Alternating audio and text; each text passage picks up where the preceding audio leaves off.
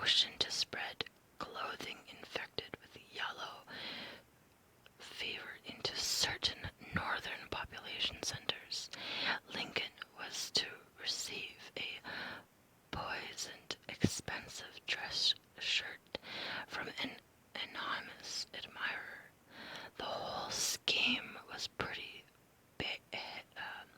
hair-brained and never got off the ground, but the Confederate leadership apparently knew about it and didn't bat an eye before it fell apart. Things got serious after some papers were found on the body of a colonel who was killed on a raid while trying to free some Union prisoners. The papers said that once the Union made it into the Confederate capital, Richmond, it must be destroyed. And Jeff Davis and cabinet killed, of course. This could have been a made-up excuse, but Jefferson Davis is said to have had his agents prowling around the White House area by September 1964, monitoring Lincoln's movements. They were looking to kidnap the president and hold him hostage. Booth hooked up with the conspirators somewhere around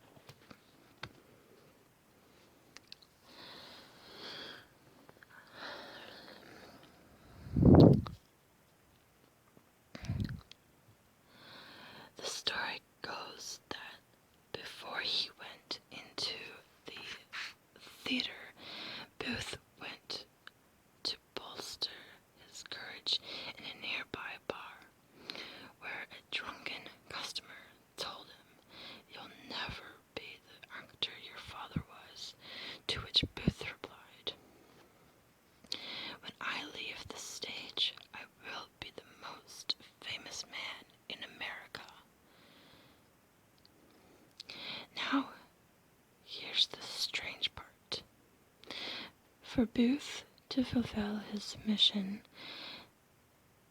it required information that could only have come from the highest sources in Washington. In the first place, Lincoln's attending a play that night hadn't been publicly announced, carrying a single-shot Derringer pistol and a knife.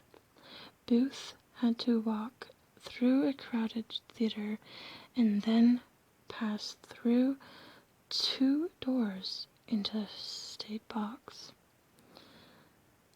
How could Booth have known that Lincoln had a substitute bodyguard that night who wouldn't be at his post at the fateful moment?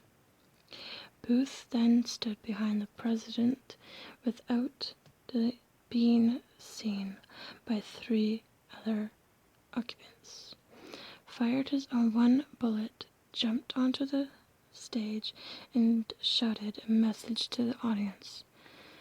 Sic semper...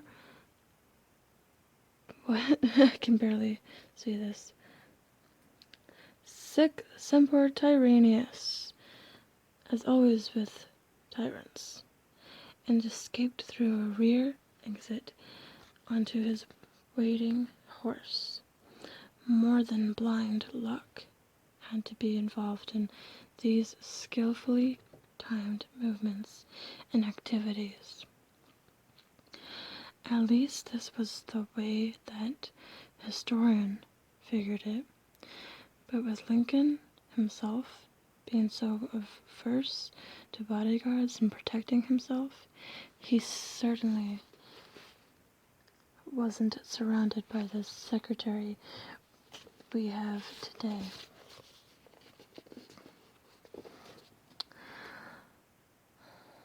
He didn't want it, and seemed resigned to the fact that if someone was going to kill him, they could.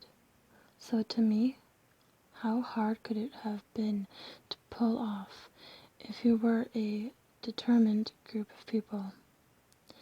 At the same time, on the other side of Washington, Lewis Powell broke into Secretary Seward's house and left him and 4 others bleeding from their wounds. David Harold took off before the mayhem ended. George got cold feet and never even tried to kill Vice President Johnson. This has led some to believe, without any justification, that Johnson was involved in the conspiracy. Booth and Harold then found refuge at a Maryland tavern run by Mary Surratt, who as an accomplice later became the first woman ever executed by the federal government. Her son, John Surratt, had also been a part of the kidnapping plot, which brings us to the story of Dr. Mudd.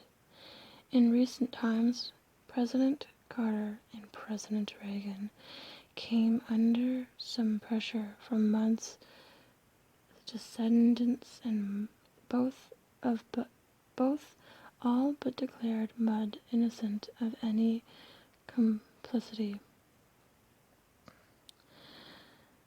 Sorry, gang, but your ancestor got off easy. Remember, Booth had a broken leg from the moment he landed on the stage. He bypassed 3 other doctors along his escape route to make a right for Mudd's house. Later, the doctor claimed he'd never seen Booth before, and so was innocently providing medical care to an injured stranger who needed help. But I highly doubt Mudd was caught completely unaware when Booth rode up his house. At the least, he certainly had knowledge of what